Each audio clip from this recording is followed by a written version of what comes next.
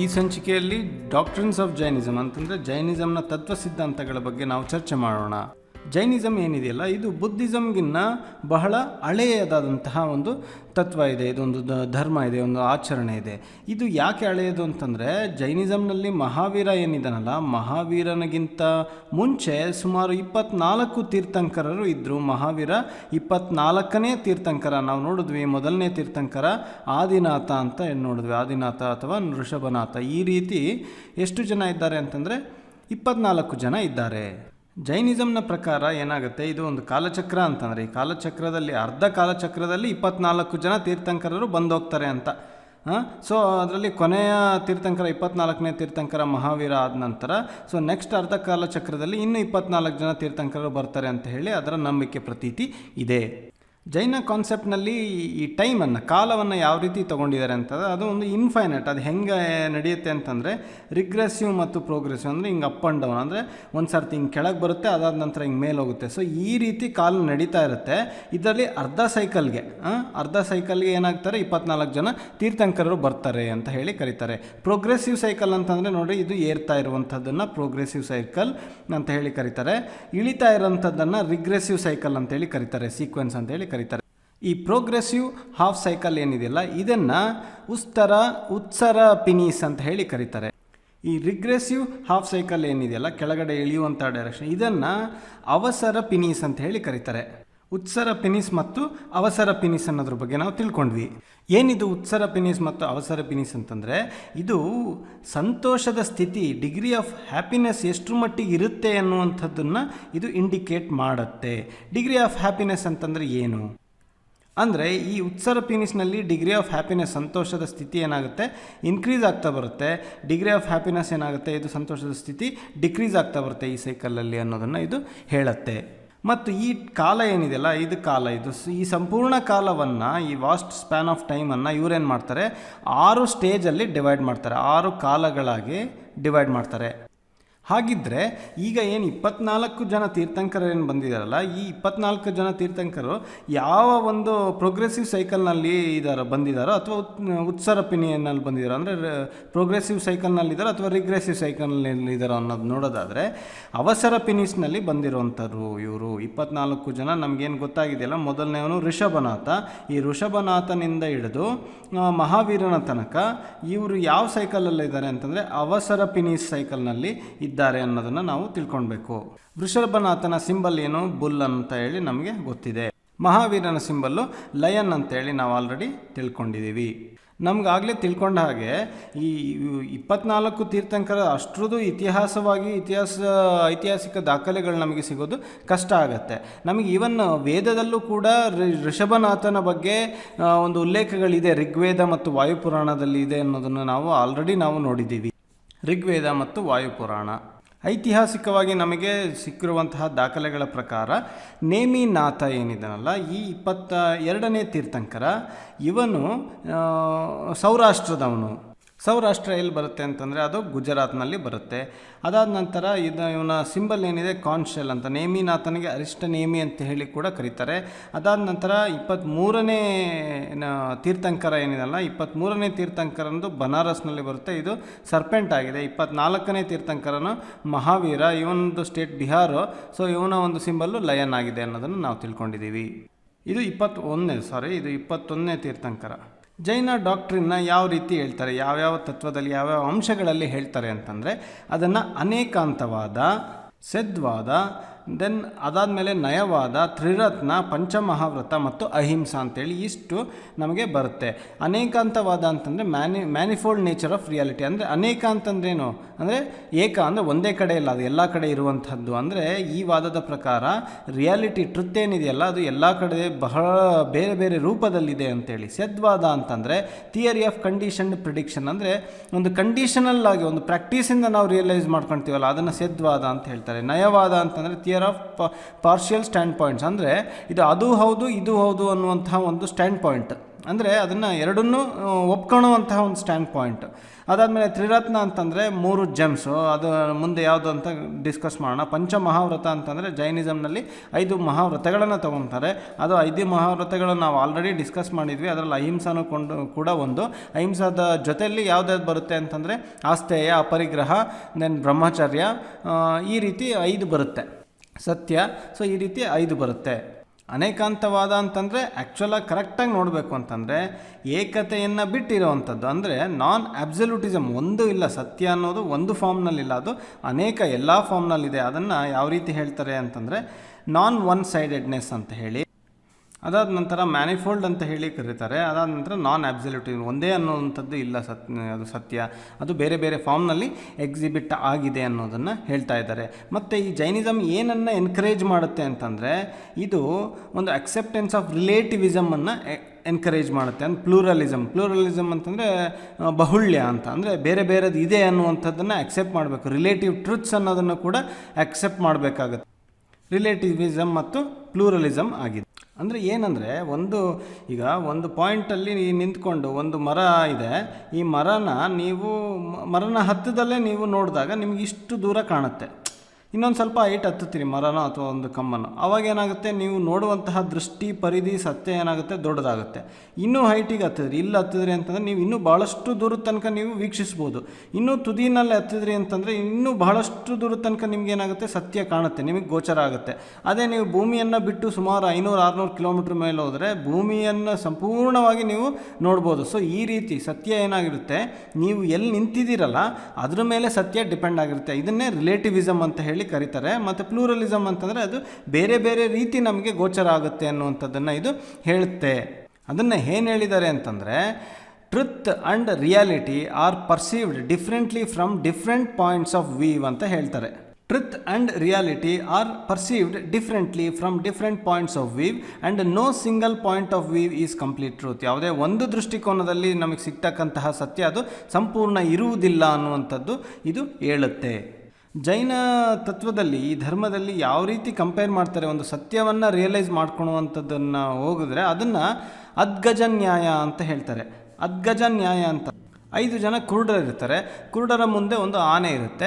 ಆನೆ ಹೇಗಿದೆ ಅಂತ ಹೇಳಿ ಕೇಳಿದ್ರೆ ಒಬ್ಬ ಕುರುಡ ಏನು ಮಾಡ್ತಾನೆ, ಅದರ ಕಾಲನ್ನು ಹಿಡಿದು ಆನೆ ಹೇಗಿದೆ ಅಂತಂದರೆ ಕಂಬದ ರೀತಿ ಇದೆ ಅಂತ ಹೇಳ್ತಾನೆ. ಇನ್ನೊಬ್ಬ ಅದರ ಒಂದು ಹೊಟ್ಟೆಯನ್ನು ಹಿಡಿದು ಆನೆ ಯಾವ ಥರ ಇದೆ ಅಂತಂತಂದರೆ ದೊಡ್ಡ ಬಂಡೆ ಥರ ಇದೆ ಅಂತ ಹೇಳ್ತಾನೆ. ಸೊ ಈ ರೀತಿ ಏನಾಗುತ್ತೆ, ಆ ಕುರುಡರು ಏನು ಮಾಡ್ತಾರೆ, ಅವರಿಗೆ ಆ ಸಂಪೂರ್ಣ ಸತ್ಯ ನಮಗೆ ಸಿಗೋದಿಲ್ಲ. ಅದು ನ್ಯಾರೋ ಪರ್ಸ್ಪೆಕ್ಟಿವ್ ಆಗಿರುತ್ತೆ, ಬಹಳ ನ್ಯಾರೋ ಆಗಿರುತ್ತೆ, ಬಹಳ ವ್ಯಾಪಕವಾಗಿರುವಂತಹ ವಾಸ್ತವ ಸತ್ಯ ಆಗಿರುವುದಿಲ್ಲ ಅನ್ನುವಂಥದ್ದು ಈ ಅದ್ಗಜ ನ್ಯಾಯ ಅನ್ನುವಂಥದ್ದು ಹೇಳುತ್ತೆ. ಹಾಗಿದ್ದೆ ಸತ್ಯ ಯಾರಿಗೆ ತಿಳಿದಿರುತ್ತೆ? ಹಾಗಿದ್ದಲ್ಲಿ ಸತ್ಯ ಯಾರು ಸಂಪೂರ್ಣ ಸತ್ಯವನ್ನು ಅರಿತಿರ್ತಾರೆ ಅನ್ನುವಂಥದ್ದಾದರೆ ಕೇವಲಿನ್ಸ್ ಅಂತಂದರೆ ಜೈನ ಕೇವಲಿನ್ಸ್ ಏನಿರ್ತಾರಲ್ಲ, ಇವರೇನು ಮಾಡಿರ್ತಾರೆ, ಕೈವಲ್ಯ ಜ್ಞಾನವನ್ನು ಹೊಂದಿರ್ತಾರೆ.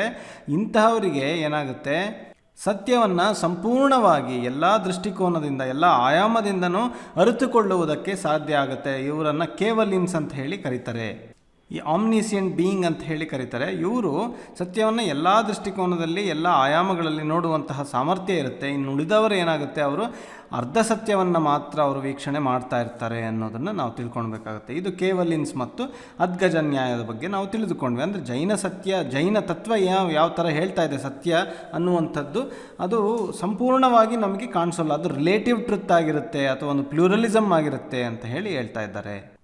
ಈ ಸ್ಯದ್ವಾದ ಅನ್ನುವಂಥದ್ದು ಇದು ಒಂದು ರೀತಿ ಡಾಕ್ಟ್ರಿನ್ ಆಫ್ ಮೇ ಬಿ ಅಂತ, ಅಂದರೆ ಇರಬಹುದು, ರಿಲೇಟಿವ್ ಇರಬಹುದು ಅನ್ನುವಂಥದ್ದು. ಇದು ಯಾವುದಕ್ಕೆ ಒತ್ತು ಕೊಡುತ್ತೆ ಅಂತಂದರೆ ರಿಲೇಟಿವಿಟಿ ಆಫ್ ಆಲ್ ನಾಲೆಜ್. ಅಂದರೆ ನಮಗೆಲ್ಲ ಏನೇನು ಕಾಣಿಸುತ್ತಲ್ಲ, ಸತ್ಯಗಳು ಗೋಚರ ಆಗುತ್ತಲ್ಲ, ನಮಗೆ ಅರಿವಿಗೆ ಸಿಗುತ್ತಲ್ಲ, ಈ ಸತ್ಯಗಳು ಅಬ್ಸಲ್ಯೂಟ್ ಸತ್ಯದಲ್ಲಿ, ಆ ಒಂದು ಅಲ್ಟಿಮೇಟ್ ಟ್ರುತ್ನಲ್ಲಿ ಸತ್ಯದಲ್ಲಿ ಅದಕ್ಕೆ ಒಂದಲ್ಲ ಒಂದು ರೀತಿ ರಿಲೇಟೆಡ್ ಆಗಿದೆ ಅನ್ನುವಂಥದ್ದನ್ನು ಇದು ಹೇಳುತ್ತೆ. ನಮಗೆ ಏನೇ ಕಾಣಿಸುತ್ತೆ, ಏನೇ ರಿಯಲೈಸೇಷನ್ ಆದರೂ ಕೂಡ ಅದು ಯಾವುದೋ ಒಂದು ದೃಷ್ಟಿಕೋನದಲ್ಲಿ, ಯಾವುದೋ ಒಂದು ಕಂಡೀಷನ್ನಲ್ಲಿ ಅದೇನಾಗಿರುತ್ತೆ, ಯಾವುದೋ ಒಂದು ಸಿಚುಯೇಷನ್ನಲ್ಲಿ ಏನಾಗಿರುತ್ತೆ, ಅದು ನಮಗೆ ಸತ್ಯ ಥರ ಗೋಚರ ಆಗುತ್ತೆ. ಯಾವುದೋ ಒಂದು ಸೆನ್ಸಸ್ಗೆ ನಮಗೆ ಸತ್ಯ ಥರ ಗೋಚರ ಆಗಿರುತ್ತೆ. ಅದು ಅಬ್ಸಲ್ಯೂಟ್ ಸತ್ಯ ಆಗಿರೋದಿಲ್ಲ. ಅದನ್ನು ರಿಲೇಟಿವ್ ನಾಲೆಡ್ಜ್ ಅಂತ ಹೇಳಿ ನಾವು ಕರಿಬಹುದು ಈ ಸ್ಯದ್ವಾದದ ಪ್ರಕಾರ. ಸ್ಯತ್ ಅಂತಂದರೆ ಈ ಸ್ಯದ್ ಅಂತ ಏನಿದೆಯಲ್ಲ, ಸ್ಯದ್ ಅಂತಂದರೆ ಮೇ ಬಿ ಅಂತ ಹೇಳಿ ಅರ್ಥ. ಇದಾದ ನಂತರ ನಾವು ಡಾಕ್ಟ್ರಿನ್ ಆಫ್ ನಯವಾದವನ್ನು ನೋಡಿದಾಗ ಇದೇನು ಹೇಳುತ್ತೆ ಅಂತಂದರೆ ಸತ್ಯವನ್ನು ಬೇರೆ ಬೇರೆ ಸ್ಟ್ಯಾಂಡ್ ಪಾಯಿಂಟಿಂದ, ನಾನು ಆಗಲೇ ಎಕ್ಸಾಂಪಲ್ ಕೊಟ್ಟನಲ್ಲ, ಅಂದರೆ ಮರ ಹತ್ತಿ ನೋಡಿದಾಗ ಇನ್ನೂ ಜಾಸ್ತಿ ಕಾಣುತ್ತೆ. ಬೇರೆ ಬೇರೆ ಸ್ಟ್ಯಾಂಡ್ ಪಾಯಿಂಟ್ ಮೇಲೆ ನಮ್ಮ ದೃಷ್ಟಿಕೋನ, ನಮ್ಮ ದೃಷ್ಟಿ, ನಮ್ಮ ಅರಿವು ಕೂಡ ನಿಂತಿರುತ್ತೆ. ನಯ ಅಂತಂದರೆ ಇದೊಂದು ಸ್ಟ್ಯಾಂಡ್ ಪಾಯಿಂಟ್ ಅಂತ ಹೇಳಿ ನಾವು ನೋಡ್ತಾ ಇರುವಂತಹ ಜಾಗದ ಮೇಲೆ ನಮಗೆ ಕಾಣುವಂತಹ ಸತ್ಯವು ಡಿಪೆಂಡ್ ಆಗಿರುತ್ತೆ ಅನ್ನುವಂಥದ್ದು. ಇದು ಕೂಡ ಪಾರ್ಷಿಯಲ್ ಸತ್ಯ ಆಗಿರುತ್ತೆ, ಅಂತಂದರೆ ಸಂಪೂರ್ಣ ಸತ್ಯ ಅಲ್ಲ, ಅದು ಅರ್ಧಂಬರ್ಧ ಸತ್ಯ ಆಗಿರುತ್ತೆ ಅನ್ನೋದನ್ನು ನಾವು ನೋಡ್ಬೋದು. ಇದಾದ ನಂತರ ತ್ರಿರತ್ನವನ್ನು ತೆಗೆದುಕೊಂಡ್ರೆ, ಏನಿದು ತ್ರಿರತ್ನ ಅಂತ ನೋಡೋದಾದರೆ, ಈ ತ್ರಿರತ್ನ ರೈಟ್ ಫೇತ್, ಸಮ್ಯಕ್ ದರ್ಶನ ಅಂತ ಹೇಳಿ, ರೈಟ್ ನಾಲೆಡ್ಜ್, ಸಮ್ಯಕ್ ಜ್ಞಾನ ಅಂತ ಹೇಳಿ, ರೈಟ್ ಕಂಡಕ್ಟ್, ಸಮ್ಯಕ್ ಚಾರಿತ್ರ ಅಂತ ಹೇಳಿ, ಇದು ಮೂರು ನಮಗೆ ಗೊತ್ತಿರಬೇಕು. ಸಮ್ಯಕ್ ದರ್ಶನ, ಸಮ್ಯಕ್ ಜ್ಞಾನ ಮತ್ತು ಸಮ್ಯಕ್ ಚಾರಿತ್ರ. ಇದು ತ್ರಿರತ್ನ ಆಫ್ ಜೈನಿಸಮ್ ಅನ್ನುವಂಥದ್ದು ನಮಗೆ ಗೊತ್ತಿರಬೇಕು. ಹಾಗಿದ್ರೆ 3 ಜ್ಯುವೆಲ್ಸ್ ಆಫ್ ಬುದ್ಧಿಸಮ್ ಯಾವುದು ಅಂತಂದರೆ ಬುದ್ಧ, ಸಂಘ ಮತ್ತು ಧಮ್ಮ, ಅದು 3 ಜ್ಯುವೆಲ್ಸ್ ಆಫ್ ಬುದ್ಧಿಸಮ್. ಸೊ ಇದು ತ್ರಿರತ್ನ ಇದ್ಯಾವುದು ಅಂತಂದರೆ ಸಮ್ಯಕ್ ದರ್ಶನ, ಸಮ್ಯಕ್ ಜ್ಞಾನ ಮತ್ತು ಸಮ್ಯಕ್ ಚರಿತ್ರ. ಸೊ ಇಷ್ಟನ್ನು ನಮಗೆ ಡಿಫ್ರೆನ್ಸ್ ಗೊತ್ತಿರಬೇಕು. ದರ್ಶನ ಅಂದರೆ ಏನು? ದರ್ಶನ ಅಂದರೆ ವಾಸ್ತವವಾಗಿ ಯಥಾವತ್ತಾಗಿ ನಾವು ನೋಡುವಂಥದ್ದು. ಅಂದರೆ ನಮಗೆ 5 ಸೆನ್ಸ್ ಆರ್ಗನ್ಸ್ಗಳಿದೆ. 5 ಸೆನ್ಸ್ ಆರ್ಗನ್ಸ್ಗಳಲ್ಲಿ ಅದು ನಮಗೆ ಮಿಸ್ಲೀಡಿಂಗ್ ಮಾಡ್ತಾ ಇರುತ್ತೆ. ಬಟ್ ಈ 5 ಸೆನ್ಸ್ ಆರ್ಗನ್ಸ್ಗಳ ಪಂಚೇಂದ್ರಿಯಗಳಿಂದನೂ ಕೂಡ ಯಥಾವತ್ತಾಗಿ ಅಲ್ಲೇನು ನಮಗೆ ಗೋಚರ ಆಗ್ತಾ ಇದ್ದಿಲ್ಲ ಅಂತಹ ಸತ್ಯವನ್ನು ಯಥಾವತ್ತಾಗಿ ನಾವು ಅರ್ಥ ಮಾಡ್ಕೊಳ್ಳುವಂಥದ್ದನ್ನು ಸಮ್ಯಕ್ ದರ್ಶನ ಅಂದರೆ ರೈಟ್. ಸಮ್ಯಕ್ ಅಂತಂದರೆ ರೈಟ್, ದರ್ಶನ ಅಂದರೆ ಸೀಯಿಂಗ್ ಅಂತ. ಅದೇ ರೀತಿ ಸಮ್ಯಕ್ ಜ್ಞಾನ ಅಂತಂದರೆ ರೈಟ್ ನಾಲೆಡ್ಜ್, ನಮಗೆ ಕರೆಕ್ಟಾಗಿರುವಂತಹ ನಾಲೆಡ್ಜ್, ಅಂದರೆ ಅದರಿಂದ ನಾವು ದರ್ಶನ ಮಾಡಿದ್ಮೇಲೆ ಅದರಿಂದ ನಮಗೆ ಒಂದು ಸರಿಯಾದ ಒಂದು ನಾಲೆಡ್ಜ್, ಒಂದು ಜ್ಞಾನ ಬೇಕಾಗುತ್ತೆ. ಅದಾದ ನಂತರ ಸಮ್ಯಕ್ ಚರಿತ್ರ, ಒಂದು ಆಚರಣೆ. ಇದು ಜೀವನದಲ್ಲಿ ನಾವು ಏನು ಮಾಡಬೇಕು, ಏನು ಮಾಡಬಾರ್ದು ಅನ್ನುವಂಥ ಆಚರಣೆಗಳನ್ನು ಸಮ್ಯಕ್ ಚರಿತ್ರ, ಒಂದು ಚರಿತ್ರೆಯಲ್ಲಿ ಇರ್ತದೆ. ನಮ್ಮ ಆ್ಯಟಿಟ್ಯೂಡ್ಸ್ಗಳಾಗಲಿ, ನಮ್ಮ ಚಿಂತನೆಗಳಾಗಲಿ, ಇವೆಲ್ಲ ಕೂಡ ಇದರಲ್ಲಿ ಒಳಗೊಂಡಿದೆ. ಇದಾದ ನಂತರ ಪಂಚಮಹಾವ್ರತಗಳನ್ನು ನೋಡೋದಾದರೆ ಅಹಿಂಸಾ, ಸತ್ಯ, ಅಚೌರ್ಯ ಅಥವಾ ಆಸ್ತೇಯ, ಬ್ರಹ್ಮಚರ್ಯ ಮತ್ತು ಅಪರಿಗ್ರಹ. ಈ ಬ್ರಹ್ಮಚರ್ಯ ಅನ್ನುವಂಥದ್ದನ್ನು ಮಹಾವೀರ ಆ್ಯಡ್ ಮಾಡಿರುವುದು ಅಂತ ಹೇಳಿ ನಾವು ಆಲ್ರೆಡಿ ನೋಡಿದ್ದೀವಿ. ಇನ್ನು ಉಳಿದಂತಹ 4 ಕೊಟ್ಟಂಥವನು ಮಹಾವೀರನಿಗಿಂತ ಹಿಂದೆ ಇದ್ದಂತಹ ಪಾರ್ಶ್ವನಾಥ ತೀರ್ಥಂಕರ ಆಗಿದ್ದ. ಅಹಿಂಸಾ ಅಂತಂದರೆ ಗೊತ್ತು, ಇದು ನಾನ್ ವೈಲೆನ್ಸ್ ಅಂತ. ಸತ್ಯ ಅಂತಂದರೆ ಸತ್ಯವನ್ನು ನುಡಿಯುವಂಥದ್ದು, ಸತ್ಯದಲ್ಲಿ ನಡೆಯುವಂಥದ್ದು, ಅಷ್ಟೇ ಅಲ್ಲದೆ ಸತ್ಯದ ಬಗ್ಗೆ ಸಾಧನೆ ಮಾಡುವಂಥದ್ದು. ಆಸ್ತೇಯ ಅಂತಂತಂದರೆ ನಾನ್ ಸ್ಟೀಲಿಂಗ್ ಅಂತ. ನಮಗೆ ಬೇಡದೇ ಇರುವಂಥದ್ದನ್ನು, ನಮ್ಮ ಬೇರೆಯವರ ಪ್ರಾಪರ್ಟಿನ ನಾವು ತೆಗೆದುಕೊಳ್ತೀವಲ್ಲ, ಅದನ್ನು ಆಸ್ತೇಯ ಅಂತ ಕರೀತಾರೆ. ಬ್ರಹ್ಮಚರ್ಯ ಅಂತಂದರೆ ಸೆಲೆಬಸಿ, ಒಂದು ಆಚರಣೆ, ಒಂದು ಮಾಂಗ್ಸ್ ಅಂದರೆ ಸನ್ಯಾಸಿ ಜೀವನ ಅಂತ ಹೇಳಿ ಕರೀತಾರೆ. ಅದಾದ ನಂತರ ಅಪರಿಗ್ರಹ ಅಂತಂತಂದರೆ ನಾನ್ ಪೊಸೆಷನ್, ನಾನ್ ಅಟ್ಯಾಚ್ಮೆಂಟ್. ನಮಗೆ ಸಂಸಾರದಲ್ಲಿ ಏನಿರ್ತಕ್ಕಂತಹ ಆಸಕ್ತಿ ಇರುತ್ತಲ್ಲ, ಆಸಕ್ತಿ ಮತ್ತು ಅಟ್ಯಾಚ್ಮೆಂಟ್, ಅದನ್ನು ಕಡಿಮೆ ಅಪೇಕ್ಷೆಗಳನ್ನು ಕಡಿಮೆ ಮಾಡುವಂಥದ್ದನ್ನು ಅಪರಿಗ್ರಹ ಅಂತ ಹೇಳಿ ಕರೀತಾರೆ. ಈ ಎಲ್ಲ ವ್ರತಗಳಲ್ಲಿ ಅಹಿಂಸಾ ವ್ರತ ಏನಿದೆಯಲ್ಲ, ಇದೊಂದು ಮೂಲವಾಗಿರುವಂಥದ್ದು ಜೈನಿಸಮ್ನಲ್ಲಿ ಅಂತ ಹೇಳಿ ನಾವು ನೋಡ್ಬೋದು. ಇದೊಂದು ರೀತಿ ಕಾರ್ನರ್ ಸ್ಟೋನ್ ಅಂತ ಹೇಳಿ ಕೂಡ ಇದನ್ನು ಕರಿಬೋದು. ಇದರ ಪ್ರಕಾರ ಅಹಿಂಸವು ಪರಮೋ ಧರ್ಮ, ಅಹಿಂಸೆಗಿಂತ ಉನ್ನತವಾದ ಧರ್ಮ ಇನ್ಯಾವುದೂ ಇಲ್ಲ ಅಂತ ಈ ಜೈನ ಧರ್ಮದಲ್ಲಿ ಹೇಳ್ತಾರೆ. ಜೈನಿಸಮ್ನ ಪ್ರಕಾರ ಎಲ್ಲ ಜೀವಿಗಳು, ಎಲ್ಲ ಪ್ರಾಣಿಗಳು ಎಲ್ಲವೂ ಕೂಡ ಅದು ಸಮಾನವಾಗಿರುತ್ತೆ. ಅಂದರೆ ಮಹಾವೀರನಾಗಲಿ ಅಥವಾ ಒಂದು ಸಣ್ಣ ಚಿಟ್ಟೆ ಆಗಲಿ, ಸಣ್ಣ ಹುಳ ಆಗಲಿ, ಎಲ್ಲವೂ ಕೂಡ ಒಂದೇ ಅನ್ನುವಂತಹ ಭಾವವನ್ನು ಇದು ವ್ಯಕ್ತಪಡಿಸ್ತದೆ. ಸೊ ಹಾಗಾಗಿ ಯಾವನ್ನೂ ಕೂಡ ಅವಕ್ಕೆ ತೊಂದರೆ ಮಾಡುವಂಥದ್ದು, ಹಿಂಸೆ ಮಾಡುವಂಥದ್ದು ಇದೆಲ್ಲ, ಅಥವಾ ಸಾಯಿಸುವಂಥದ್ದು ಇದೆಲ್ಲ ಇಲ್ಲ ಈ ಜೈನಿಸಮ್ನ ಪ್ರಕಾರ. ಜೈನಿಸಮ್ನಲ್ಲಿ 4 ಬಗೆಯ ಒಂದು ಇರುವಿಕೆಯನ್ನು ಇವರು ರೆಕಗ್ನೈಸ್ ಮಾಡ್ತಾರೆ. 4 ಬಗೆಯ ಇರುವಿಕೆ, 4 ಟೈಪ್ ಆಫ್ ಎಕ್ಸಿಸ್ಟೆನ್ಸ್. ಏನದು 4 ಟೈಪ್ ಆಫ್ ಎಕ್ಸಿಸ್ಟೆನ್ಸ್ ಅಂತ ನೋಡೋದಾದರೆ, ಒಂದು ಯಾವುದು ಅಂತಂದರೆ ಒಂದು ಗಾಡ್ಸ್ ಅಂದರೆ ದೇವತೆಗಳು, ಇನ್ನೊಂದು ಹ್ಯೂಮನ್ಸ್ ಅಂದರೆ ಮನುಷ್ಯರು, ಇನ್ನೊಂದು ಹೆಲ್ ಬೀಯಿಂಗ್ಸ್ ಅಂದರೆ ನರಕದಲ್ಲಿರುವಂಥವರು, ಇನ್ನೊಂದು ಅನಿಮಲ್ಸ್ ಆ್ಯಂಡ್ ಪ್ಲ್ಯಾಂಟ್ಸ್, ಅದನ್ನು ದೇವ ಅಂತ ಹೇಳಿ, ಮನುಷ್ಯ ಅಂತ ಹೇಳಿ, ನಾರಕಿ ಅಂತ ಹೇಳಿ ಮತ್ತು ತ್ರಿಯಾಂಚಾಸ್ ಅಂತ ಹೇಳಿ ಕರೀತಾರೆ. ಈ 4 ಬಗೆಯ ಒಂದು ಎಕ್ಸಿಸ್ಟೆನ್ಸ್, ಇರುವಿಕೆಯನ್ನು ಜೈನಿಸಮ್ ಏನು ಮಾಡುತ್ತೆ, ರೆಕಗ್ನೈಸ್ ಮಾಡುತ್ತೆ. ಇದನ್ನು ಮತ್ತೆ ಇನ್ನೂ ಫರ್ದರ್ ಮುಂದೆ ಹೋಗ್ತಾ ಅದನ್ನು ಮತ್ತೆ ಇನ್ನೂ ಸಬ್ ಕ್ಯಾಟಗರೀಸ್ಗಳಾಗಿ ಡಿವೈಡ್ ಮಾಡ್ತಾರೆ. ಯಾವ ರೀತಿ ಅಂತಂದರೆ ಏಕೇಂದ್ರಿಯಾಸ್, ನಿಗೋಡಾಸ್ ಅಂತ ಹೇಳಿ. ಏಕೇಂದ್ರಿಯಾಸ್ ಅಂತಂದರೆ ಒಂದೇ ಒಂದು ಸೆನ್ಸ್ ಆರ್ಗನ್ ಇರುವಂತಹ ಜೀವಿಗಳಿಗೆ ಏಕೇಂದ್ರಿಯಾಸ್ ಅಂತ ಹೇಳಿ ಕರೀತಾರೆ. ಅದಾದ ನಂತರ ನಿಗೋಡಾಸ್ ಅಂತಂದರೆ ಇದು ಏಕೇಂದ್ರಿಯ ಅಂದರೆ ಒಂದು ಸೆನ್ಸ್ ಆರ್ಗನ್ ಇನ್ನೂ ಕೆಳಗಿರುತ್ತೆ, ಅಂದರೆ ಒಂದು ಸೆಲ್ ಅಂತ ಹೇಳ್ಕೊಂಡು ಅದಕ್ಕೆ ಜಸ್ಟ್ ಟಚ್ನ ಬಗ್ಗೆ ಫೀಲ್ ಇರುತ್ತೆ ಬಿಟ್ಟರೆ ಇನ್ನೇನು ಇರಲ್ಲ, ಮತ್ತು ಭಾಳ ಶಾರ್ಟ್ ಸ್ಪ್ಯಾನ್ ಆಫ್ ಟೈಮ್ನಲ್ಲಿ ಬದುಕಿ ಸತ್ತೋಗ್ಬಿಡುತ್ತೆ. ಇಂತಹ ಒಂದು ಎಕ್ಸಿಸ್ಟೆನ್ಸನ್ನು ನಿಗೋಡಾಸ್ ಅಂತ ಹೇಳಿ ಕರೀತಾರೆ. ಸೊ ಈ ಜೈನ ಸನ್ಯಾಸಿಗಳು, ಜೈನ ಮಾಂಕ್ಸ್ಗಳು ಏನಿರ್ತಾರಲ್ಲ, ಇವರು ಈ ಏಕೇಂದ್ರಿಯಾಸ್ಗಳನ್ನು ಕೂಡ, ಈ ನಿಗೋಡಾಸ್ ಮತ್ತು ಏಕೇಂದ್ರಿಯಾಸ್ಗಳನ್ನು ಕೂಡ ಅವರು ಹಾರ್ಮ್ ಮಾಡೋಂಗಿಲ್ಲ, ಅದಕ್ಕೆ ಯಾವುದೇ ತೊಂದರೆ ಕೊಡೋಂಗಿಲ್ಲ ಅಂತ ಹೇಳ್ತಾರೆ.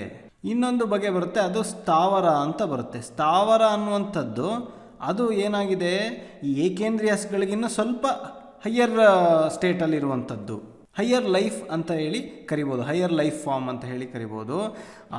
ಆದ್ರೂ ಈ ಹೈಯರ್ ಲೈಫ್ ಫಾರ್ಮ್ನೂ ಕೂಡ ನಾವು ಸಾಯಿಸೋಂಗಿಲ್ಲ. ಯಾಕೆಂತಂದರೆ ಹೈಯರ್ ಲೈಫ್ ಫಾರ್ಮ್ನ ಸಾಯಿಸಿದಷ್ಟು ಅದರಿಂದ ಏನಾಗುತ್ತೆ, ವೈಲೆನ್ಸ್ ಜಾಸ್ತಿ ಆಗುತ್ತೆ, ಅದರಿಂದ ಬರ್ತಕ್ಕಂತಹ ನೋವು, ಪೇಯ್ನ್ ಏನಿದೆಯಲ್ಲ ಅದು ಜಾಸ್ತಿ ಇರುತ್ತೆ. ಸೊ ಅಹಿಂಸೆಗೆ ಅದು ವಿರುದ್ಧವಾಗಿರುತ್ತೆ. ಅಂದರೆ ಹೈಯರ್ ಲೈಫ್ ಫಾರ್ಮ್ಸ್ಗಳನ್ನು ನಾವು ಸಾಯಿಸೋ ಹಾಗಿಲ್ಲ. ಸೊ ಇಲ್ಲಿ ನಾರಕ್ಕಿ ಆಗಲಿ, ಅನಿಮಲ್ಸ್ ಆಗಲಿ, ಮನುಷ್ಯ ಆಗಲಿ, ಇದರಲ್ಲೇ ಕೂಡ ಈ ಥರ ಬರುತ್ತೆ ಸಬ್ ಕ್ಯಾಟಗರೀಸ್ಗಳು. ಸೊ ಇವೆಲ್ಲ ಏನಾಯಿತು, ಹೈಯರ್ ಲೈಫ್ ಫಾರ್ಮ್ಸ್ ಆಯಿತು, ಇವನ್ನೆಲ್ಲ ಸಾಯಿಸೋ ಹಾಗಿಲ್ಲ ಅಂತೇಳಿ ಇದರ ಪ್ರಕಾರ ಹೇಳ್ತಾರೆ. ಜೈನಿಸಮ್ನಲ್ಲಿ ಹಾಗಾಗಿ ನೋಡಿ, ನಾನ್ ವೈಲೆನ್ಸ್ನ ಹೇಳೋದ್ರಿಂದ ಜೈನಿಸಮ್ನಲ್ಲಿ ಸ್ಟ್ರಿಕ್ಟಾಗಿ ಈ ನಾನ್ ವೆಜಿಟೇರಿಯನ್ ಏನಿದೆಯಲ್ಲ ಇದನ್ನು ಸ್ಟ್ರಿಕ್ಟಾಗಿ ಅವರು ಅಪೋಸ್ ಮಾಡ್ತಾರೆ. ಯಾಕೆ ಅಂತಂದರೆ ನಾನ್ ವೆಜಿಟೇರಿಯನ್ ಏನಿದೆಯಲ್ಲ ಅನಿಮಲ್ಸ್ಗಳು, ಅದು 2 ಅಥವಾ 3 ಸೆನ್ಸಸ್ಗಳಿಗಿನ್ನೂ ಜಾಸ್ತಿ ಇರುವಂಥದ್ದು. ಸೊ ಹಾಗಾಗಿ Jainism prohibits non vegetarian food habit. ಆದರೆ ನಾವು ಬುದ್ಧಿಸಮ್ನಲ್ಲಿ ಇದಕ್ಕೆ ತಕ್ಕ ಹಾಗೆ ನಾವು ಯಾವುದೇ ಒಂದು ಉಲ್ಲೇಖಗಳನ್ನು ನೋಡಲಿಲ್ಲ. ಅಲ್ಲಿ ಮಾಂಕ್ಗಳಿಗೂ ಕೂಡ ಮೀಟ್ ತಿನ್ನುವಂತಹ ಅವಕಾಶ ಇತ್ತು ಅನ್ನೋದನ್ನು ನಾವು ಮುಂಚೆ ಗಮನಿಸಿದ್ವಿ. ಜೈನಿಸಮ್ನ ಪ್ರಕಾರ ಏನು ಹೇಳುತ್ತೆ ಅಂತಂದರೆ, ನಮ್ಮ ಮನಸ್ಸಿನಲ್ಲಿ ಮೊದಲು ಯೋಚನೆ ಬರುತ್ತೆ, ಅದಾದ ನಂತರ ಏನಾಗುತ್ತೆ, ಅದು ಕ್ರಿಯೆಯಾಗಿ ಬದಲಾಗುತ್ತೆ. ಆ ಯೋಚನೆಯಲ್ಲೇ ಹಾರ್ಮ್ನೆಸ್ ಇತ್ತು ಅಂತಂದರೆ, ಆ ಯೋಚನೆಯಲ್ಲಿ ವೈಲೆನ್ಸ್ ಇತ್ತು ಅಂತಂದರೆ ಅದರಿಂದ ಏನಾಗುತ್ತೆ, ಆ್ಯಕ್ಷನ್ ವೈಲೆಂಟ್ ಆಗುತ್ತೆ. ಆ ಯೋಚನೆಯಲ್ಲಿ ವೈಲೆನ್ಸ್ ಇಲ್ಲ ಅಂತಂದಾಗ ಅದರಲ್ಲಿ ಆ್ಯಕ್ಷನ್ ಏನಾಗುತ್ತೆ, ವೈಲೆಂಟ್ ಆಗುವುದಿಲ್ಲ ಅನ್ನುವಂಥದ್ದು ಜೈನಿಸಮ್ನಲ್ಲಿ ಹೇಳ್ತಾರೆ. ವೈಲೆನ್ಸ್ನ ಯಾವುದ್ರ ಮೇಲೆ ಡಿಸೈಡ್ ಮಾಡಿರ್ತಾರೆ, ಆ್ಯಕ್ಚುಲಾಗಿ ಏನು ಹಾರ್ಮ್ ಆಗಿರುತ್ತಲ್ಲ ಅದ್ರ ಮೇಲಲ್ಲ, ಅಂದರೆ ಇಂಟೆನ್ಷನಲ್ಲಿ ಏನು ಮಾಡಿರ್ತಾರಲ್ಲ, ಹಾರ್ಮ್ ಮಾಡಬೇಕು ಅನ್ನುವಂತಹ ಒಂದು ಇಂಟೆನ್ಷನ್ನ ಇಟ್ಕೊಂಡು ಮಾಡುವಂಥದ್ದನ್ನು ರಿಯಲ್ ವೈಲೆನ್ಸ್ ಅಂತ ಹೇಳಿ ಕರೀತಾರೆ.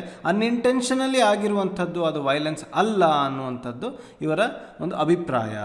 ಜೈನಿಸಮ್ನ ಪ್ರಕಾರ ಜೈನಿಸಮ್ ಏನು ಮಾಡುತ್ತೆ, ಈ ಯುದ್ಧಗಳನ್ನು ಕೂಡ ಅದು ಒಳ್ಳೆಯದಲ್ಲ, ಅದು ನಾನ್ ವೈಲೆನ್ಸ್, ಅದು ವೈಲೆನ್ಸ್ ಆಗೋದ್ರಿಂದ ಅದನ್ನು ಮಾಡಬಾರ್ದು, ಅದನ್ನು ಪ್ರಾಹಿಬಿಟ್ ನಿಷೇಧಿಸಿದೆ.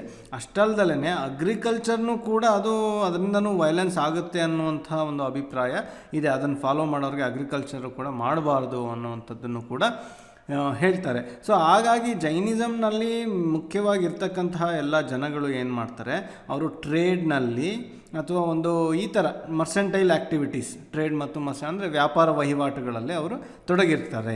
ಇದಾದ ನಂತರ ನಾವು ನೋಡೋದಾದರೆ ಎರಡನೇ ಅದು ಸತ್ಯ ಅಂತಂದ್ರೇನು, ಸತ್ಯವನ್ನು ನುಡಿಯುವಂಥದ್ದು. ಅಷ್ಟೇ ಅಲ್ದಲೇ ನಾವು ನುಡಿಯುವಂಥ ಸತ್ಯ ಬೇರೆಯವ್ರಿಗೆ ಹಾರ್ಮ್ ಮಾಡಬಾರ್ದು ಅನ್ನುವಂಥದ್ದನ್ನು ಕೂಡ ಇದರಲ್ಲಿ ಹೇಳ್ತಾರೆ. ಸತ್ಯವನ್ನು ಮಾತಿನಲ್ಲಷ್ಟೇ ಅಲ್ಲದೆ ಮನಸ್ಸಿನಲ್ಲೂ ಮತ್ತು ನಮ್ಮ ಕಾರ್ಯದಲ್ಲೂ ಅಳವಡಿಸ್ಕೊಳ್ಬೇಕು ಅಂತ ಹೇಳಿ ಇದರಲ್ಲಿ ಹೇಳ್ತಾರೆ. ನುಡಿದಂತೆ ನಡೆ ಅಂತ ಹೇಳಿ ಶರಣರು ಹೇಳಿದಾರಲ್ಲ, ಅದೇ ರೀತಿ. ಇದಾದ ನಂತರ ಬರ್ತಕ್ಕಂಥದ್ದು ನಾನ್ ಸ್ಟೀಲಿಂಗ್ ಅಥವಾ ಆಸ್ತೇಯ ಅಂತ. ನಾನ್ ಸ್ಟೀಲಿಂಗ್ ಅಂದರೆ ಗೊತ್ತು ನಮಗೆ, ಬೇರೆಯವರ ವಸ್ತುವನ್ನು, ಪರರ ವಸ್ತುವನ್ನು ನಾವು ತೆಗೆದುಕೊಂಡ್ರೆ ಅದನ್ನು ಸ್ಟೀಲ್ ಅಂತ ಹೇಳಿ ಕರೀತಾರೆ. ಇದೆಲ್ಲ ಇಮ್ಮಾರಲ್ ಮೆಥಡ್ಸ್, ಅಂದರೆ ಅದು ಸರಿ ಇರಲ್ಲ, ಎಥಿಕಲಿ ಅದು ಸರಿ ಇರಲ್ಲ. ಸೊ ಅಂಥ ಒಂದು ಪ್ರಾಕ್ಟೀಸಸ್ನ ಆಸ್ತೇಯ, ಅದನ್ನು ಮಾಡಬಾರ್ದು, ಅದನ್ನು ಆಸ್ತೇಯ ಅಂತ ಹೇಳಿ ಕರೀತಾರೆ. ಅಷ್ಟು ಅಲ್ದಲೇ ಇದಿನ್ನೇನು ಹೇಳುತ್ತೆ ಅಂದರೆ, ನನಗೆ ಎಷ್ಟು ಅವಶ್ಯಕತೆ ಇದೆಯೋ ಅಷ್ಟನ್ನು ತೆಗೆದುಕೊಂಡ್ರೆ ಅದು ಧರ್ಮ, ಅದಕ್ಕಿಂತ ಜಾಸ್ತಿ ತೆಗೆದುಕೊಂಡ್ರೆ ಅದೇನಾಗುತ್ತೆ, ಅದು ಸ್ಟೀಲಿಂಗ್ ಆಗಿಬಿಡುತ್ತೆ, ಕಳ್ತನ ಆಗೋಗುತ್ತೆ. ಸೊ ಹಾಗಾಗಿ ಆಸ್ತೇಯವನ್ನು ಪ್ರಾಕ್ಟೀಸ್ ಮಾಡಬೇಕಾಗತ್ತೆ ಪಂಚಾಣು ವ್ರತದಲ್ಲಿ ಅಂತ ಹೇಳ್ತಾರೆ. ಇದಾದ ನಂತರ ಬರ್ತಕ್ಕಂಥದ್ದು ಬ್ರಹ್ಮಚರ್ಯ ಅಂತಂದರೆ ಸೆಲೆಬೆಸಿ ಅಂತಂದರೆ ಒಂದು ಆಚರಣೆ. ಇದು ಸೆಕ್ಷುಯಾಲಿಟಿನಲ್ಲಿ ಇಂಡಲ್ಜ್ ಆಗೋದು ಅಥವಾ ಪಂಚೇಂದ್ರಿಯಗಳ ಸುಖಗಳಲ್ಲಿ ನಾವು ಇಂಡಲ್ಜ್ ಆಗೋದೇನಿದೆಯಲ್ಲ, ಇದರಿಂದ ಹೊರಗೆ ಬರೋದು, ಅಂದರೆ ಕಂಟ್ರೋಲಲ್ಲಿ ಇಟ್ಕೊಳೋದು, ಇದನ್ನು ಏನು ಹೇಳ್ತಾರೆ, ಬ್ರಹ್ಮಚರ್ಯ ಅಂತ ಹೇಳ್ತಾರೆ. ಇದನ್ನು ಯಾರು ಫಾಲೋ ಮಾಡಬೇಕಾಗಿತ್ತು ಅಂತಂದರೆ, ಅಲ್ಲಿರುವಂತಹ ಜೈನ ಸನ್ಯಾಸಿಗಳು ಇದನ್ನು ಕಟ್ಟುನಿಟ್ಟಾಗಿ ಅದನ್ನು ಫಾಲೋ ಮಾಡಬೇಕಾಗಿತ್ತು. ಅಪರಿಗ್ರಹ ಅಂತ ಹೇಳಿದ್ರೆ ಏನಾಗಿದ್ರೆ, ಅಪರಿಗ್ರಹ ಅಂತಂದರೆ ನಾನ್ ಅಟ್ಯಾಚ್ಮೆಂಟ್ ಅಥವಾ ನಾನ್ ಪೊಸೆಷನ್ ಅಂತ. ಅಂದರೆ ನಿಮಗೆ ಎಷ್ಟು ಅವಶ್ಯಕತೆ ಇದೆಯಲ್ಲ ಅಷ್ಟರಲ್ಲಿ ಇರುವಂಥದ್ದು. ಅತಿಯಾಗಿ ಅದನ್ನು ಇಟ್ಕೊಳೋದು ಅಥವಾ ಅತಿಯಾಗಿ ಅದನ್ನು ಹಚ್ಕೊಳೋದು ಅಂತಾರಲ್ಲ, ಅಟ್ಯಾಚ್ಮೆಂಟ್. ಈಗ ನಾನು ನನ್ನದು ಅನ್ನುವಂಥದ್ದನ್ನು ಬಿಡಬೇಕು, ಆಸೆ ಅನ್ನುವಂಥದ್ದನ್ನು ಬಿಟ್ಟು ಅದರಿಂದ ದಾಟಿ ಮುಂದೆ ನಿಲ್ಲಬೇಕು. ಸೊ ಸ್ಪಿರಿಚುಯಲಿ ನೀವು ಅಚೀವ್ ಮಾಡಬೇಕು, ಒಂದು ರಿಯಲೈಸೇಷನ್ ಅಚೀವ್ ಮಾಡಬೇಕು ಅಂತಂದರೆ ಅಂಥವರು ಈ 5 ಸೆನ್ಸಸ್ನಿಂದ ದಾಟಿ ಹೊರಗೆ ಬರಬೇಕು. 5 ಸೆನ್ಸಸ್ ಏನು ಮಾಡಿಬಿಟ್ಟಿರುತ್ತೆ, ಯಾವಾಗಲೂ ಏನಾದರೂ ಬಯಸ್ತಾ ಇರುತ್ತೆ, ಅದರಿಂದ ಹೊರಗೆ ಬರಬೇಕು. ಅದನ್ನು ಅಪರಿಗ್ರಹ ಅಂತ ಹೇಳಿ ಕರೀತಾರೆ. ನಾವು ಸಂಸಾರದಲ್ಲಿದ್ದಾಗ ಏನಾಗುತ್ತೆ ಅಂತಂದರೆ, ಈಗ ವರ್ಲ್ಡ್ಲಿ ಥಿಂಗ್ಸ್ ಅಂದರೆ ಪ್ರಪಂಚದಲ್ಲಿದ್ದಾಗ ನಮಗೇನಾಗುತ್ತೆ, ನಾವು ಯಾವುದೋ ಒಂದು ಕೆಲಸಕ್ಕೆ ಹೋಗ್ತೀವಿ, ಅಲ್ಲಿ ಏನೋ ಒಂದು ಸೃಷ್ಟಿ ಆಗುತ್ತೆ, ಅದ್ರ ಮೇಲೆ ಆಸೆ ಬೆಳೆಯುತ್ತೆ, ಅದನ್ನು ಯಾರೋ ಇನ್ನೊಬ್ಬರು ಕಿತ್ಕೊಂಡ್ರು ಅಂತ ಅಂದಾಗ ಜಲಸಿ ಬೆಳೆಯುತ್ತೆ. ಸೊ ಹೀಗೆ ಪ್ರಪಂಚದಲ್ಲಿ ಏನಾಗುತ್ತೆ, ಒಂದಾದ ಮೇಲೆ ಒಂದು ಬೆಳೀತಾನೇ ಹೋಗುತ್ತೆ. ಸೊ ಇದರಿಂದ ಹೊರಗಿರುವಂಥದ್ದನ್ನು ಅಪರಿಗ್ರಹ ಅಂತ ಹೇಳಿ ಕರೀತಾರೆ. ನಮ್ಮ 5 ಸೆನ್ಸಸ್ನ, ಪಂಚೇಂದ್ರಿಯಗಳನ್ನು ನಮ್ಮ ಒಂದು ಕಂಟ್ರೋಲ್ನಲ್ಲಿ, ನಮ್ಮ ಒಂದು ನಿಗದಲ್ಲಿ ಇಟ್ಕೊಳ್ಳುವಂಥದ್ದನ್ನು ಅಪರಿಗ್ರಹ ಅಂತ ಹೇಳಿ ಕರೀತಾರೆ. ಆಸೆ ಅನ್ನುವುದಕ್ಕೆ ಏನಾದರೂ ಎಂಡಿದೆಯೇನ್ರಿ? ಬಾನಿಗೊಂದು ಎಲ್ಲೇ ಇಲ್ಲಿದೆ, ಆಸೆಗೂ ಎಲ್ಲೇ ಇಲ್ಲ ಅಂತ ಹೇಳಿ ಇವರ ಪ್ರಕಾರ ಹೇಳ್ತಾರೆ. ಈ 5 ವ್ರತಗಳನ್ನು ಕಟ್ಟುನಿಟ್ಟಾಗಿ ಅಚ್ಚುಕಟ್ಟಾಗಿ ಪಾಲನೆ ಮಾಡುವುದು ಅದು ಅತ್ಯವಶ್ಯಕ. ಹಾಗಾಗಿ ಇವನ್ನ 5 ಪಂಚಮಹಾವ್ರತಗಳು ಅಂತ ಹೇಳಿ ಕರೀತಾರೆ. ಅಂಥವನ್ನ ಸನ್ಯಾಸಿಗಳು ಸಂಪೂರ್ಣ ಮಟ್ಟಿಗೆ ಅದನ್ನು ಪ್ರಾಕ್ಟೀಸ್ ಮಾಡ್ತಾರೆ. ಆದರೆ ಈಗ ಕೆಲಸ ಮಾಡ್ತಾ ಇರ್ತಕ್ಕಂಥವ್ರು ಇಷ್ಟನ್ನೆಲ್ಲ ಮಾಡ್ರಿ ಅಂತಂದರೆ ಅವನು ಮಾಡೋಕ್ಕಾಗಲ್ಲ. ಸೊ ಅಂಥವ್ರಿಗೇನು ಅಣುವ್ರತಗಳನ್ನು ಕೊಡ್ತಾರೆ. ಅಣುವ್ರತಾಸ್ ಅಂತ ಅಂದರೆ ಇವು ಇಷ್ಟು ಕಠೋರವಾಗಿರೋದಿಲ್ಲ, ಅಂದರೆ ಸ್ವಲ್ಪ ಅದರಲ್ಲಿ ಲೀನಿಯನ್ಸ್ ಇರುತ್ತೆ, ಅದನ್ನು ಪ್ರಾಕ್ಟೀಸ್ ಮಾಡೋದಕ್ಕೆ ಕೊಡ್ತಾರೆ. ಅಂಥದನ್ನು ಅಣುವ್ರತಾಸ್ ಅಂತ ಹೇಳಿ ಕರೀತಾರೆ. ಇದಾದ ಮೇಲೆ ಇನ್ನೊಂದಿದೆ, ಅದು ಸಲ್ಲೇಖನ ಅಂತೇಳಿ. ಸಲ್ಲೇಖನ ವ್ರತ ಏನಿದೆಯಲ್ಲ, ಈ ಸಲ್ಲೇಖನ ವ್ರತವನ್ನು ಇದು ಸಾವನ್ನು ಪಡೆದುಕೊಳ್ಳುವಂತಹ ವ್ರತ. ಸಾವನ್ನು ಯಾವ ರೀತಿ ಉಪವಾಸ ಇದ್ದು ಪಡೆದುಕೊಳ್ಳುವಂತಹ ವ್ರತ. ಈ ವ್ರತವನ್ನು ಯಾರಾದರೂ ಪ್ರಾಕ್ಟೀಸ್ ಮಾಡ್ಬೋದು. ಅಂದರೆ ಸನ್ಯಾಸಿಗಳೇ ಪ್ರಾಕ್ಟೀಸ್ ಮಾಡಬೇಕು ಅಂತೇನಿಲ್ಲ, ಮಾಂಕ್ ಆದರೂ ಪ್ರಾಕ್ಟೀಸ್ ಮಾಡ್ಬೋದು, ಅಥವಾ ನಾರ್ಮಲ್ ಒಬ್ಬ ಮನುಷ್ಯ ಆಯಿತಾ, ಅವನಿಗೆ ಜೀವನದ ಮೇಲೆ ಇದಿಲ್ಲ ಅಂತಂದಾಗ ಅವನಾದರೂ ಪ್ರಾಕ್ಟೀಸ್ ಮಾಡ್ಬೋದು. ಸೊ ಇದು death by meditating and fasting ಅಂತ ಹೇಳಿ, ಸಲ್ಲೇಖನ ಅಂತಂದರೆ death by meditating and fasting ಅಂತ ಹೇಳಿ ಕರೀತಾರೆ. ನಾವು ಈ ತ್ರಿರತ್ನದಲ್ಲಿ ಈ ಸಮ್ಯಕ್ ಜ್ಞಾನ ಅಂತ ಹೇಳೋದು ನೋಡಿದ್ವಲ್ಲ, ಈ ರೈಟ್ ನಾಲೆಜ್ನಲ್ಲಿ 5 ಬಗೆ ಇದೆ. ಅದು ಯಾವ್ದ್ಯಾವುದು ಅಂತಂದರೆ, ಒಂದು ಮತಿಜ್ಞಾನ, ಎರಡನೇದು ಶ್ರುತಜ್ಞಾನ, ಅದಾದ ನಂತರ ಅವಧಿಜ್ಞಾನ, ಮನಃಪರ್ಯಾಯ ಜ್ಞಾನ, ಅದಾದ ನಂತರ ಕೇವಲ ಜ್ಞಾನ ಅಂತ ಹೇಳಿ 5 ಬಗೆ ಇದೆ. ಮತಿಜ್ಞಾನ ಅಂತಂದರೆ ಏನು? ಮತಿ ಅಂತಂದರೆ ಮನಸ್ಸು, ಅಂದರೆ ಪಂಚೇಂದ್ರಿಯಗಳನ್ನು ಇನ್ಕ್ಲೂಡ್ ಮಾಡಿಕೊಂಡು ಅದರಿಂದ ಪಡ್ತಕ್ಕಂತಹ ಜ್ಞಾನವನ್ನು ಮತಿಜ್ಞಾನ ಅಂತ ಹೇಳಿ ಕರೀತಾರೆ. ಶ್ರುತಜ್ಞಾನ ಅಂತಂದರೆ ಒಂದು ಸ್ಕ್ರಿಪ್ಚರ್ಗಳಿಂದ, ನಮಗೆ ಶ್ರುತ ಅಂತಂದರೆ ಕೇಳುವುದರಿಂದ ಸಿಗುವಂಥದ್ದು. ಯಾವುದನ್ನು ಕೇಳೋದು ಅಂದರೆ ಲಿಟ್ರೇಚರ್ಸ್, ಸ್ಕ್ರಿಪ್ಚರ್ಗಳನ್ನು, ಅಂದರೆ ಜೈನ ಪವಿತ್ರ ಗ್ರಂಥಗಳನ್ನು ಕೇಳೋದ್ರಿಂದ ಬರುವಂತಹ ಜ್ಞಾನ. ಅವಧಿಜ್ಞಾನ ಅಂತಂತಂದರೆ ಕ್ಲೇವರೆಂಟ್ ಪರ್ಸೆಪ್ಷನ್ ಅಂತ ಹೇಳಿ, ಅಂದರೆ 6 ಸೆನ್ಸ್ ಅಂತ ಹೇಳಿ ಏನು ಕರೀತಾರಲ್ಲ, ಅದನ್ನು ಅಂದರೆ ಅವನು ಸಾಧನೆ ಮಾಡಿ ಪಡೆದುಕೊಂಡಿರುವಂತಹ ಜ್ಞಾನ. ಪರ್ಯಾಯ ಜ್ಞಾನ ಅಂತಂದರೆ ಟೆಲಿಪತಿಕ್ ನಾಲೆಡ್ಜ್ ಅಂತ. ಟೆಲಿಪತಿಕ್ ಅಂತಂದರೆ ಇಲ್ಲೇ ಕೂತ್ಕೊಂಡು ಬೇರೆ ಕಡೆ ನಡೀತಿರುವಂಥದ್ದನ್ನು ಕಾಲಜ್ಞಾನ ಅಂತ ಹೇಳಿ ಕರಿಬೋದು. ಕೇವಲ ಜ್ಞಾನ ಅಂತಂದರೆ ಇಡೀ ಜಗತ್ತೇನಿದೆ, ಯೂನಿವರ್ಸ್ ಏನಿದೆಯಲ್ಲ, ಪ್ರಪಂಚದ ಏನಿದೆಯಲ್ಲ, ಸೃಷ್ಟಿ ಏನಿದೆಯಲ್ಲ, ಈ ಸೃಷ್ಟಿಯ ಜ್ಞಾನ, ಸೃಷ್ಟಿಯ ಬಗ್ಗೆ ಇರತಕ್ಕಂತಹ ಸರಿಯಾದ ಜ್ಞಾನವನ್ನು ಕೇವಲ ಜ್ಞಾನ ಅಂತ ಹೇಳಿ ಕರೀತಾರೆ. ಸೊ ನಾವು ಏನೇನನ್ನು ನೋಡಿದ್ವಿ ಅಂತಂದರೆ, ಸಂಪೂರ್ಣವಾಗಿ ಅನೇಕಾಂತವಾದದ ಬಗ್ಗೆ ನೋಡಿದ್ವಿ, ಸದ್ವಾದದ ಬಗ್ಗೆ ನೋಡಿದ್ವಿ, ನಯವಾದದ ಬಗ್ಗೆ ನೋಡಿದ್ವಿ. ನಯವಾದದಲ್ಲಿ ಸಪ್ತಭಂಗಿ ನಯವಾದ ಅಂತೇಳಿ ಬರುತ್ತೆ. ಅಂದರೆ ಈ theory of perhaps may be ಅಂತೇನು ನೋಡಿದ್ವಲ್ಲ, ಪ್ರಿಡಿಕ್ಷನ್ ಪರ್ಹ್ಯಾಪ್ಸ್ ಮೇ ಬಿ, ಇದರಲ್ಲಿ 7 ಬಗೆಯ ವಾದಗಳು ಬರುತ್ತೆ. ಅದನ್ನು ಸಪ್ತಭಂಗಿ ನಯವಾದ ಅಂತ ಹೇಳಿ ಕರೀತಾರೆ. ಅದಾದ ನಂತರ ತ್ರಿರತ್ನವನ್ನು ನೋಡಿದ್ವಿ. ಅಂದರೆ right knowledge, right faith, right action, ಸಮ್ಯಕ್ ಶ್ರದ್ಧಾ ಅಥವಾ ವಿಶ್ವಾಸ, ಸಮ್ಯಕ್ ಜ್ಞಾನ, ಸಮ್ಯಕ್ ಆಚರಣ ಅಥವಾ ಸಮ್ಯಕ್ ಕರ್ಮ ಅಂಥೇಳಿ ಇಷ್ಟನ್ನು ನೋಡಿದ್ವಿ. ಸೊ ಇದಾದ ನಂತರ ಈ ಜೈನಿಸಮ್ ತತ್ವ ಏನು ಹೇಳ್ತಾ ಇದೆ ಅನ್ನೋದನ್ನು ಗಮನಿಸೋದು. ರೈಟ್ ಕಂಡಕ್ಟ್ ಅಂತಲೂ ಇದೆ ನೋಡಿರಿ, ರೈಟ್ ಕಂಡಕ್ಟ್, ರೈಟ್ ಫೇತ್ ಅಂತಲೂ ಕೂಡ ಇದೆ. ಜೈನಿಸಮ್ ನೆಕ್ಸ್ಟು ಏನು ಹೇಳ್ತಾ ಇದೆ, ಅದ್ರ ಪ್ರಿನ್ಸಿಪಲ್ ಓವರಾಲ್ ಆಗಿ ಏನು ಹೇಳ್ತಾ ಇದೆ ಅನ್ನೋದನ್ನು ನೋಡೋದಾದರೆ, ಇದು ವೇದ ಮತ್ತು ವೇದ ಪ್ರಾಕ್ಟೀಸ್ಗಳೇನಿತ್ತಲ್ಲ, ಆಚರಣೆಗಳನ್ನು ಸಂಪೂರ್ಣವಾಗಿ ರಿಜೆಕ್ಟ್ ಮಾಡುತ್ತೆ. ಅದಾದ ನಂತರ ದೇವರ ಬಗ್ಗೆ ಇರುವಿಕೆ, ಎಕ್ಸಿಸ್ಟೆನ್ಸ್ ಆಫ್ ಗಾಡನ್ನು ಕೂಡ ಇದು ನಂಬುವುದಿಲ್ಲ. ಬುದ್ಧಿಸಮ್ನಲ್ಲೂ ಕೂಡ ಗಾಡ್ ಬಗ್ಗೆ ಏನೇ ಒಂದು ಅಂಶಗಳನ್ನು ಹೇಳೋದಿಲ್ಲ. ಅದಾದ ನಂತರ ಇದು ಕರ್ಮ ಮತ್ತು ಟ್ರಾನ್ಸ್ಮೈಗ್ರೇಷನ್, ಅಂದರೆ ಸೋಲ್ ಏನು, ಆತ್ಮ ಒಂದು ಜೀವದಿಂದ ಇನ್ನೊಂದು ಜೀವಕ್ಕೆ, ಇನ್ನೊಂದು ಜನ್ಮಕ್ಕೆ ಏನು ರವಾನೆ ಆಗುತ್ತಲ್ಲ, ಅದನ್ನು ಕೂಡ ಇದು ನಂಬುತ್ತೆ. ಅದಾದ ಅದಾದ ನಂತರ ಒಂದು ಸಮಾನತೆಗೆ ಎಲ್ಲ ಜೀವಿಗಳೂ ಕೂಡ ವಾಗಿದೆ ಅನ್ನುವಂಥ ಅಂಶಕ್ಕೆ ಇದು ಪ್ರಾಮುಖ್ಯತೆಯನ್ನು ಕೊಡುತ್ತೆ. ಇದು ಮೇನ್ ಕೋರ್ ಪ್ರಿನ್ಸಿಪಲ್ಸ್ ಅಂತ ಹೇಳಿ ನಾವು ಇದನ್ನು ಕರಿಬಹುದು. ಹಾಗಿದ್ದಲ್ಲಿ ಜೈನಿಸಮ್ ಮತ್ತು ಬುದ್ಧಿಸಮ್ಗೆ ಇರ್ತಕ್ಕಂಥ ಬಹುಮುಖ್ಯ ವ್ಯತ್ಯಾಸಗಳು ಹಾಗೂ ಸಮಾನತೆಗಳು ಏನು, ಸಮಾನಾಂಶಗಳು ಏನು ಅಂತ ಗಮನಿಸೋದಾದರೆ, ಎರಡೂ ಧರ್ಮಗಳು ಕೂಡ ಇದರಲ್ಲಿರುವಂತಹ ಸಮಾನತೆಯನ್ನು ನೋಡೋದು. ಎರಡೂ ಧರ್ಮಗಳು ರಿಜೆಕ್ಟೆಡ್ ವೇದಾಸ್, ಅಥಾರಿಟಿ ಆಫ್ ವೇದದ ಒಂದು ಅಥಾರಿಟಿಯನ್ನು, ಒಂದು ಪ್ರಾಮುಖ್ಯತೆಯನ್ನು, ಅದರೊಂದು ಮಹತ್ವ ಇದೆ ಅನ್ನುವಂಥದ್ದನ್ನು ರಿಜೆಕ್ಟ್ ಮಾಡ್ತಾರೆ. ಅದಾದ ನಂತರ ರಿನೌನ್ಸಿಯೇಷನ್, ತ್ಯಾಗ ಮಾಡುವಂಥದ್ದು, ವೈರಾಗ್ಯವನ್ನು ಇದು ಎಂಫಸೈಸ್ ಮಾಡುತ್ತೆ. ಅದಾದ ನಂತರ ಮನುಷ್ಯನ ಸಾಧನೆ, ಮನುಷ್ಯನ ಒಂದು ಅಚೀವ್ಮೆಂಟ್ಗೆ, ಅಂದರೆ ಮುಕ್ತಿಯನ್ನು ಸಾಧನೆ ಮಾಡಬೇಕು ಅಂತಂದರೆ ಮನುಷ್ಯ ಅದಕ್ಕೆ ವರ್ಕ್ ಮಾಡಬೇಕಾಗತ್ತೆ. ಅದಕ್ಕೆ ತಕ್ಕ ಹಾಗೆ ಅದಕ್ಕೆ ಏನು ಅವಶ್ಯಕತೆ ಇದೆ ಅಂತಹ ಸಾಧನೆಯನ್ನು ಮಾಡಬೇಕಾಗುತ್ತೆ ಅನ್ನೋದಕ್ಕೆ ಪ್ರಾಮುಖ್ಯತೆ ಕೊಡುತ್ತೆ. ಅದಾದ ನಂತರ monastic order for both men and women ಅಂತಂದರೆ ಮೇಲ್ ಮತ್ತು ಫೀಮೇಲ್, ಗಂಡಸು ಮತ್ತು ಹೆಂಗಸು ಅವರಿಬ್ಬರು ಕೂಡ ಮಾಂಕ್ ಆಗ್ಬೋದು, ನನ್ನ ಸನ್ಯಾಸ ಮತ್ತು ಸನ್ಯಾಸಿನಿ ಆಗಿ ಅವರ ಒಂದು ಮೋಕ್ಷ ಸಾಧನೆಯನ್ನು ಮಾಡ್ಬೋದು ಅನ್ನೋದಕ್ಕೆ ಇದು ಹೇಳುತ್ತೆ. ಎರಡೂ ಧರ್ಮಗಳು ಇಷ್ಟನ್ನು ಒತ್ತು ಕೊಡುತ್ತೆ. ಬುದ್ಧಿಸಮ್ ಏನು ರೀತಿ ಇದೆಯಲ್ಲ, ಬುದ್ಧ ಧರ್ಮ ಏನಿದೆಯಲ್ಲ, ಇದೇ ರೀತಿ ಜೈನ ಧರ್ಮವೂ ಕೂಡ ಇದೊಂದು ಏಥಿಸ್ಟ್, ಅಂದರೆ ನಾಸ್ತಿಕ ಧರ್ಮ ಅಂತ ಹೇಳಿ ಅಂದರೆ ನಾಸ್ತಿಕ ಅಂತಂದರೆ ದೇವರನ್ನು ರಿಜೆಕ್ಟ್ ಮಾಡೋದು ಅಂತ ಹೇಳೋದಕ್ಕಿಂತ ದೇವರ ಎಕ್ಸಿಸ್ಟೆನ್ಸ್ನ, ಗಾಡ್ನ ಎಕ್ಸಿಸ್ಟೆನ್ಸ್ನ ಅವರು ಪ್ರಾಮುಖ್ಯತೆ ಕೊಡಲ್ಲ. ಗಾಡ್ನ ಬಗ್ಗೆ ನೀನು ಪ್ರಶ್ನೆ ಮಾಡೋದನ್ನು ಫಸ್ಟ್ ಬಿಡು, ನಿನ್ನ ದುಃಖದಿಂದ ನೀನು ಹೊರಗೆ ಬಾ ಅನ್ನುವಂತಹ ಒಂದು ಪ್ರಾಮುಖ್ಯತೆಯನ್ನು ಇದು ಕೊಡುತ್ತೆ. ಆ ಅಂಶಕ್ಕೆ ಒತ್ತು ಕೊಡುತ್ತೆ. It recognises the existence of ಗಾಡ್ನ ಇರುವಿಕೆ ರೆಕಗ್ನೈಸ್ ಮಾಡಿದ್ರು ಅದಕ್ಕೆ ಯಾವುದೇ ಒಂದು ಇಂಪಾರ್ಟೆನ್ಸ್ ಏನಿದೆಯಲ್ಲ ಇದನ್ನು ಕೊಡೋದಿಲ್ಲ. ಮತ್ತು ದೇವತೆಗಳನ್ನು, ಗಾಡನ್ನು ಜಿನ ಅಂದರೆ ಕೇವಲ ಜ್ಞಾನವನ್ನು ಪಡೆದಿರ್ತಕ್ಕಂತಹ ಜೈನ ಮುನಿ ಏನಿರ್ತಾನಲ್ಲ ಅವನ ಕೆಳಗಡೆ ಗಾಡ್ ಇರುತ್ತೆ. ಗಾಡ್ಗಿನ್ನೂ ಮೇಲಿನ ಲೆವೆಲ್ನಲ್ಲಿ ಜಿನ ಅನ್ನುವಂಥವನು ಇದ್ದಾನೆ ಅನ್ನುವಂಥದ್ದನ್ನ ಇದು ಹೇಳುತ್ತೆ. ಮತ್ತು ಈ ಜೈನ ಟೆಕ್ಸ್ಟ್ಗಳೇನಿದೆಯಲ್ಲ, ಧರ್ಮ ಗ್ರಂಥಗಳು, ಇದು ಬ್ರಾಹ್ಮಣ ಒಂದು ಕಮ್ಯುನಿಟಿ ಅಥವಾ ಬ್ರಾಹ್ಮಣ ವರ್ಣ ಏನಿರುತ್ತಲ್ಲ, ಈ ಬ್ರಾಹ್ಮಣ ವರ್ಣವನ್ನು ಅವರು ಏನು ಮಾಡ್ತಾರೆ, ಕ್ರಿಟಿಸೈಸ್ ಮಾಡ್ತಾರೆ, ಅವರು ಅಲ್ಲಗಳಿತಾರೆ. ಅದಾದ ನಂತರ ಹಲವಾರು ಪ್ರಾಕ್ಟೀಸ್ಗಳನ್ನೇನು ಮಾಡ್ತಾ ಇರ್ತಾರಲ್ಲ, ಏನು ಸ್ಯಾಕ್ರಿಫೈಸ್ ಮಾಡುವಂಥದ್ದು, ಬಲಿ ಕೊಡುವಂಥದ್ದು ಪ್ರಾಣಿಗಳನ್ನು, ಅದಾದಮೇಲೆ ಕೆಲವು ಮೂಢನಂಬಿಕೆಗಳನ್ನು, ಇವುಗಳನ್ನೆಲ್ಲ ಏನು ಮಾಡ್ತಾರೆ, ಅಲ್ಲಗಳಿತಾರೆ ಜೈನರು. ಅಷ್ಟೇ ಅಲ್ಲದೆ ಬುದ್ಧಿಸಮ್ಮು ಕೂಡ ಇದೇ ರೀತಿ ವೇದಗಳನ್ನು, ವೇದದ ಅಥಾರಿಟಿ, ಬ್ರಾಹ್ಮಣಸ್ದು ಅಥಾರಿಟಿಗಳನ್ನು ಅಲ್ಲಗಳಿತಾರೆ. ಅದಾದ ನಂತರ ವರ್ಣಗಳೇನಿದ್ವಲ್ಲ, 4 ವರ್ಣಗಳಲ್ಲಿ ಕ್ಷತ್ರಿಯ, ಬ್ರಾಹ್ಮಣ. ಸೊ ಮುಂಚೆ ಏನು ವೇದದ ಪ್ರಕಾರ ಬ್ರಾಹ್ಮಣ ಮೇಲಿದ್ದ, ಅದಾದ್ರ ಕೆಳಗೆ ಕ್ಷತ್ರಿಯ, ಅದಾದ ನಂತರ ವೈಶ್ಯ ಬರ್ತಾಯಿದ್ರು. ಬಟ್ ಆದರೆ ಇವರು ಕೂಡ ಬುದ್ಧಿಸಮ್ನಲ್ಲಿ ಹೇಗೆ ಚೇಂಜ್ ಮಾಡ್ತಾರಲ್ಲ ಅದೇ ರೀತಿ ಕ್ಷತ್ರಿಯರನ್ನು ಮೇಲೆ ಇಟ್ಟು ಬ್ರಾಹ್ಮಣರನ್ನು ಕೆಳಗೆ ಇಡ್ತಾರೆ, ಆರ್ಡರ್ನ ಚೇಂಜ್ ಮಾಡ್ತಾರೆ, ವರ್ಣದ ಆರ್ಡರ್ನ.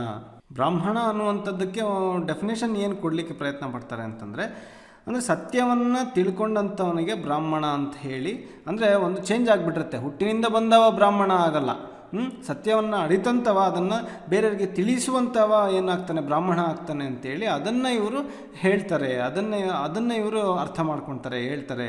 ಬುದ್ಧಿಸಮ್ನಲ್ಲಿ ಹೇಗೆ ಎಲ್ಲ ಜನಗಳು ಕೂಡ ಅಲ್ಲಿ ಬರ್ಬೋದಾಗಿತ್ತು, ಎಲ್ಲ ಕ್ಯಾಸ್ಟ್ನವರು ಇದ್ದರು ಅಂತ ನಾವು ನೋಡಿದ್ವಲ್ಲ, ಅದೇ ರೀತಿ ಜೈನಿಸಮ್ನಲ್ಲೂ ಕೂಡ ಯಾವ ಕ್ಯಾಸ್ಟ್ ಆದರೂ ಪರವಾಗಿಲ್ಲ, ಅವರು ಜೈನಿಸಮ್ಗೆ ಬರ್ಬೋದು ಅನ್ನುವಂಥದ್ದು ಇದೆ. ಇದರಲ್ಲಿ ಯಾವುದಾದ್ರೂ ಸೋಷಿಯಲ್ ಬ್ಯಾಕ್ಗ್ರೌಂಡ್ ಇರಲಿ, ಯಾವುದಾದ್ರೂ ಲೆವೆಲ್ ಇರಲಿ, ಈವನ್ ಚಂಡಾಲ ಫ್ಯಾಮಿಲಿ ಇರಲಿ, ಯಾವುದಾದ್ರೂ ಫ್ಯಾಮಿಲಿ ಇದ್ದರೂ ಕೂಡ ಅವರು ಇದರಲ್ಲಿ ಬರ್ಬೋದು ಅಂತ ಇದೆ.